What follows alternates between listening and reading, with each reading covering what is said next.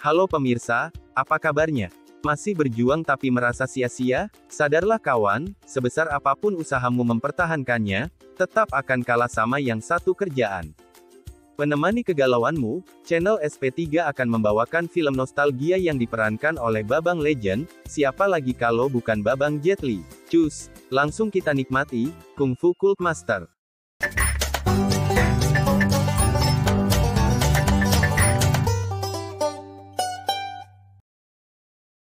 Tersebutlah di sebuah zaman, terdapat dua senjata legenda, yaitu golok naga dan pedang langit. Siapapun yang memilikinya, akan menguasai dunia persilatan. Kedua senjata tersebut menjadi rebutan 10 perguruan atau klan hingga mengakibatkan perang besar.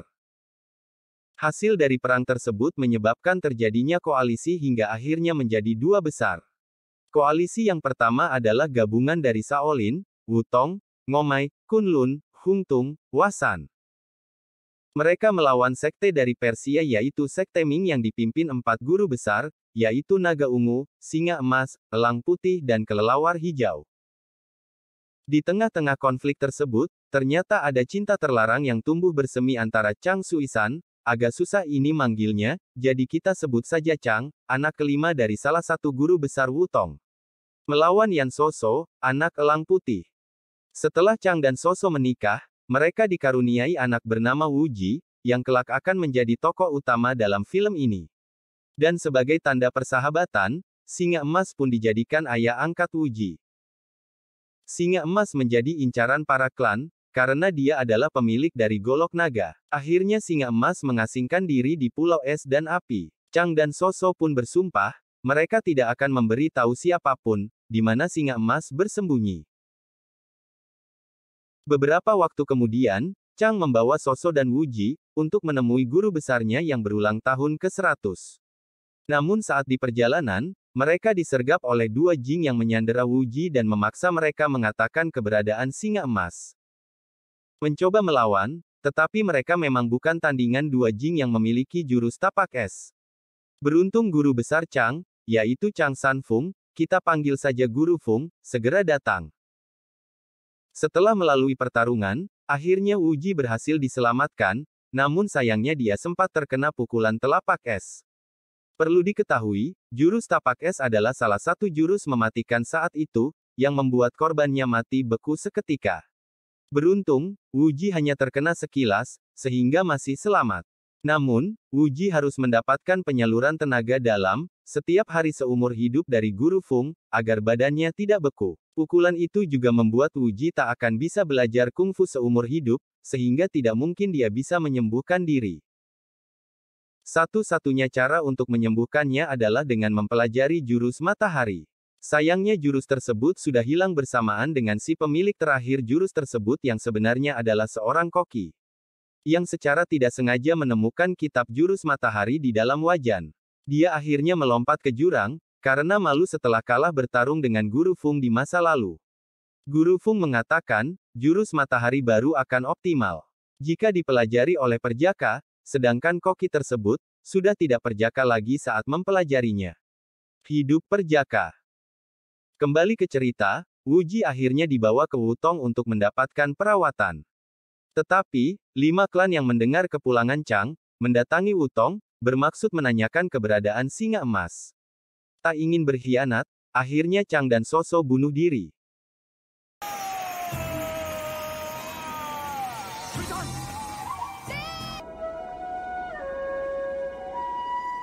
Tinggallah Wu Ji menjadi yatim piatu di kondisinya yang lemah itu. Sedihlah kalau diceritain bagian ini.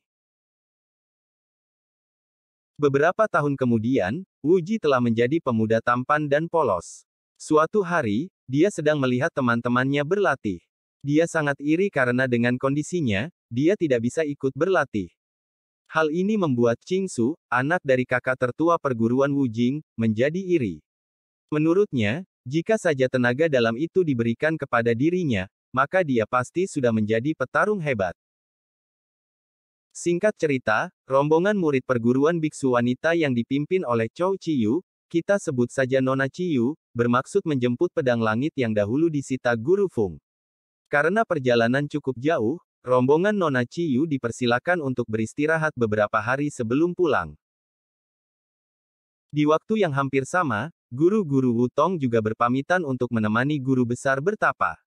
Tampuk kepemimpinan, sementara diserahkan ke Qingsu, karena Wuji tidak menguasai bela diri.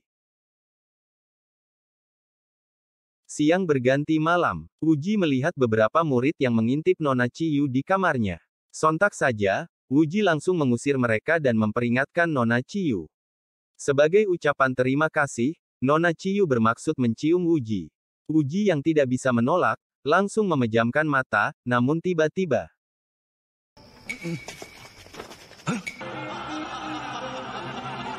Plot twist. Ternyata Wuji dijebak Qingsu yang bersekongkol dengan Nona Ciyu. Nona Ciyu mengira, ini hanya bercanda saja, tetapi untuk Qingsu, ini adalah taktik licik untuk menyingkirkan Wuji selamanya. Saat Wuji sedang dipukuli, tiba-tiba datanglah gadis bergaun merah. Diketahui, gadis ini adalah utusan Elang Putih dari Sekte Ming dan bermaksud menyelamatkan Wuji yang merupakan cucu dari Elang Putih. Untuk sesaat, dengan jurus kungfu yang lumayan, dia berhasil mengimbangi keroyokan murid-murid Wutong. Tapi akhirnya, dia pun terdesak dan melarikan diri bersama Wuji ke pinggir jurang. Dengan sekali tebasan pedang langit, akhirnya mereka pun jatuh ke jurang. Beruntung karena masih sempat nyangkut di akar, mereka masih selamat. Gadis ini memperkenalkan diri sebagai Xiu Ciu, sebut saja Nona Xiu. Dia adalah seorang budak yang diutus dari Sekte Ming untuk melindungi Wuji. Belum sempat bicara banyak, tiba-tiba.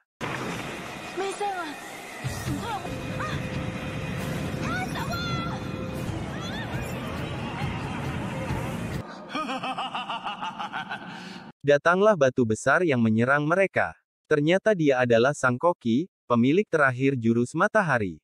Selama ini, ternyata dia masih hidup dan tinggal di bawah jurang. Dia mengikat dirinya di batu tersebut agar bisa tetap bergerak. Ini dilakukan karena tulangnya telah remuk akibat melompat dari jurang. Wuji memohon kepada Sang Koki agar mau menyembuhkannya. Sang Koki bersedia menyembuhkannya, dengan syarat, Wuji bersedia untuk mengkhianati gurunya. Wuji pun mantap menolak. Tetapi, Sang Koki tetap memberinya jurus matahari, dengan pikiran, bila Wuji memiliki jurus matahari, maka dia sama saja sudah mengkhianati gurunya. Setahu saya, nggak gini konsepnya. Entahlah. Hanya emak-emak sen kiri beloknya ke kanan yang paham. Dalam beberapa jurus, akhirnya Wuji pun sudah menguasai jurus matahari. Yang ditandai dengan keluarnya racun-racun telapak es di dalam tubuhnya. Wuji dan Nona Xiu pun keluar dari jurang tersebut. Singkat cerita, mereka menuju sebuah kedai. Di sana, dia bertemu dengan seorang biksu dan dua jing yang melukainya waktu kecil. Kedua jing tersebut dipimpin oleh seorang wanita cantik yang sangat mirip dengan ibunya. Ini mah bukan mirip lagi ya, tapi emang pemerannya sama. Hendak menuntut balas, beruntung Nona Xiu mencegahnya karena ternyata, wanita itu sepertinya orang yang sangat penting. Itu terlihat dari banyaknya pasukan yang mengawal. Hari berganti malam. 6 klan sedang berkemah di dekat titik perang. Besok pagi mereka akan menyerang Sekte Ming. Mereka berkumpul untuk membicarakan strategi yang digunakan. Seorang biksu yang kita lihat tadi siang di kedai, menyarankan agar menggunakan taktik licik, yaitu menyarankan Qingsu untuk menyamar menjadi Wuji dan membunuh Elang Putih. Tak disangka, kelelawar hijau mendengar percakapan tersebut. Sesampainya di lembah terang, kelelawar hijau menceritakan semuanya kepada Elang Putih. Elang Putih memerintahkan seluruh prajurit agar membunuh siapapun yang mengaku sebagai Wuji. Di sini diketahui pula bahwa Sekte Ming telah ditinggalkan dua petingginya yaitu Singa Emas yang mengasingkan diri, sedangkan Naga Ungu tidak diketahui keberadaannya. Malam berganti pagi, perang pun dimulai. Sekte Ming mendapat keuntungan karena menjadi tuan rumah. Mereka menerapkan beberapa perangkap yang cukup efektif. Tetapi tidak dapat bertahan lama karena perangkap tersebut dihancurkan dengan mudah oleh pedang langit. Wuji dan Nona Xiu yang hanya mengintip, dikejutkan oleh tentara Sekte Ming yang mengetahui keberadaannya. Dengan polosnya, dia mengaku sebagai Wuji, cucu Elang Putih. Tentara Sekte Ming yang telah mendapatkan perintah untuk membunuh siapapun yang mengaku sebagai Wu Ji, sontak menyerang. Wu Ji yang tidak mau membunuh tentara kakeknya, terpaksa melarikan diri hingga ke sebuah makam.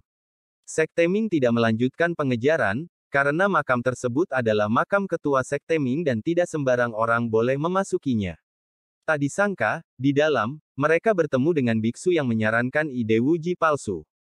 Dia sangat membenci ketua Sekte Ming, karena telah merebut pacarnya, sehingga dia berambisi untuk menghancurkan Sekte Ming. Ambisi itu, didukung oleh pemerintah karena pemerintah memang ingin menghancurkan seluruh klan yang tidak mendukung pemerintah. Selain itu, Sin Kun pun memiliki keinginan untuk menguasai jurus ajaib yang hanya dimiliki ketua Ming. Jurus ini disembunyikan, dan Sin Kun belum menemukan rahasianya hingga saat ini.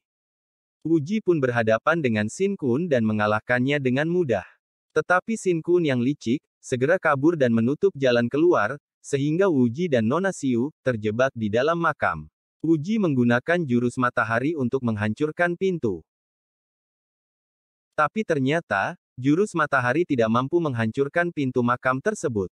Saat mencari jalan keluar lain, Nona Xiu menemukan petunjuk bahwa hanya pemilik jurus ajaib yang mampu menghancurkan pintu penghalang. Dan bagi siapa yang ingin menguasainya, harus menyembah 3 kali kepada mayat ketua Ming. Walau sedikit ragu, Nona Xiu tetap melakukannya. Tanpa diduga, ternyata catatan rahasia jurus ajaib pun mendadak muncul. Singkat cerita, kembali ke peperangan. Sekte Ming sudah kewalahan menghadapi 6 klan. Saat Elang Putih dan Kelelawar Hijau benar-benar terdesak, Wu Ji dan Nona Xiu pun datang untuk mencoba menghentikan pertarungan.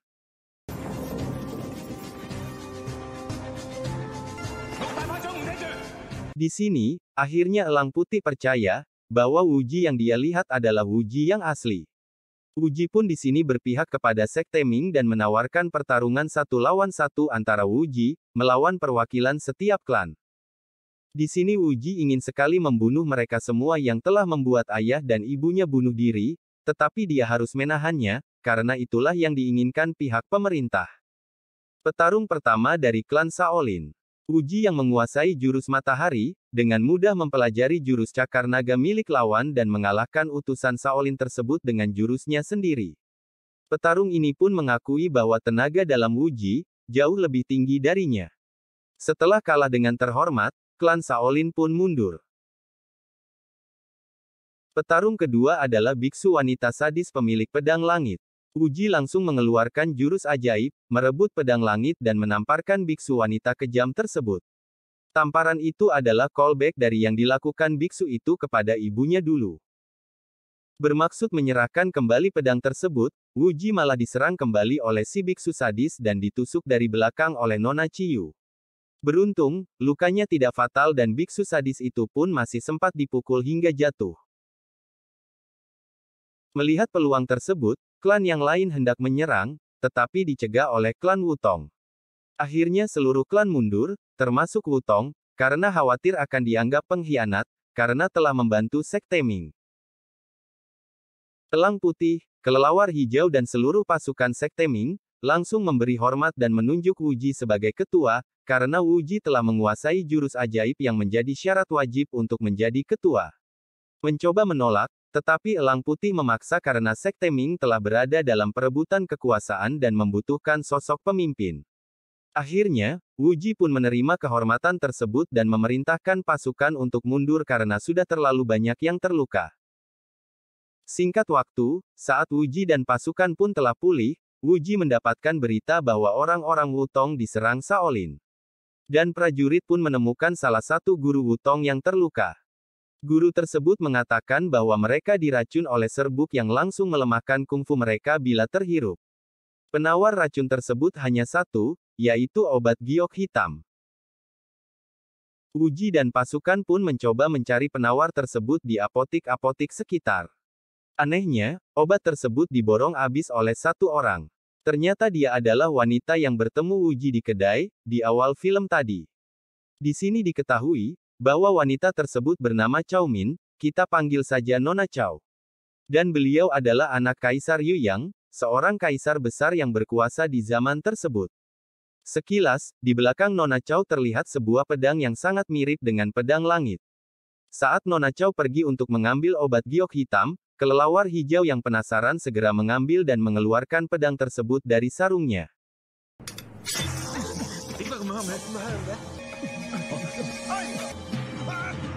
Jebakan, ternyata itu hanyalah pedang langit palsu yang mengeluarkan serbuk racun yang sama. Beruntung, Wu Ji dan Nona Xiu sempat menahan napas. Mereka pun langsung pergi karena merasa tempat ini sangat berbahaya.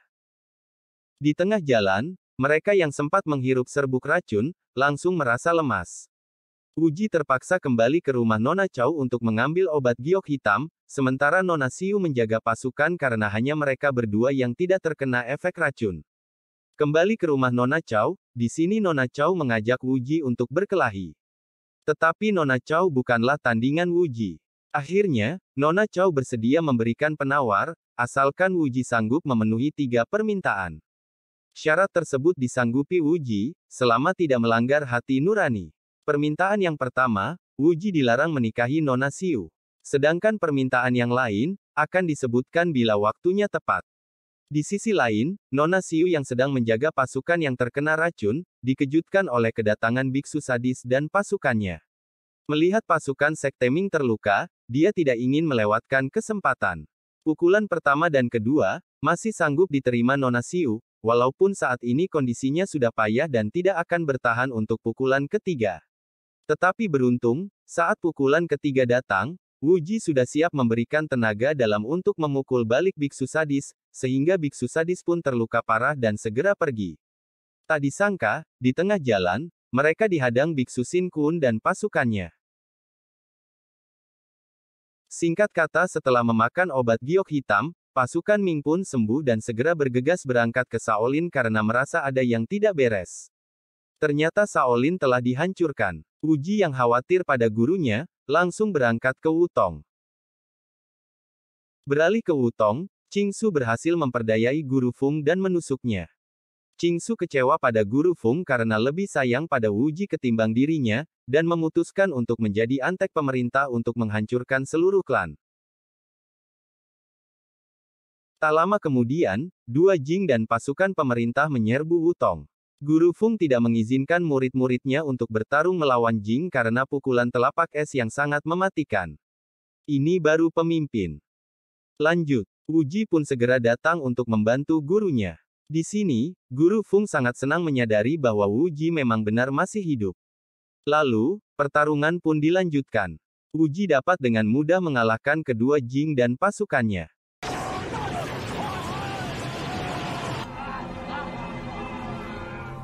Malah, dia berhasil menirukan jurus telapak es untuk melawan kedua Jing. Tak lama kemudian, Nona Chow datang. Dia mengajukan syarat kedua dan ketiga, yaitu untuk melawan Jing, tidak boleh menggunakan jurus matahari dan jurus ajaib. Wu Ji yang bingung, akhirnya diperlihatkan jurus Tai Chi oleh Guru Feng. Sempat kesulitan, akhirnya Wu Ji mampu menguasainya dan membalikkan keadaan. Kedua Jing pun mati mengenaskan dan Qingsu, dipukul hingga kungfunya hancur. Karena kalah, Nona Chow pun segera kabur. Selesai. Film ini sangat legend di zamannya, dan melambungkan nama Jet Li di industri perfilman Mandarin. Adapun yang saya sukai adalah plot twist-nya, terutama akting dari Nona Chow, yang merupakan otak dari kekacauan yang ada di sepanjang film ini.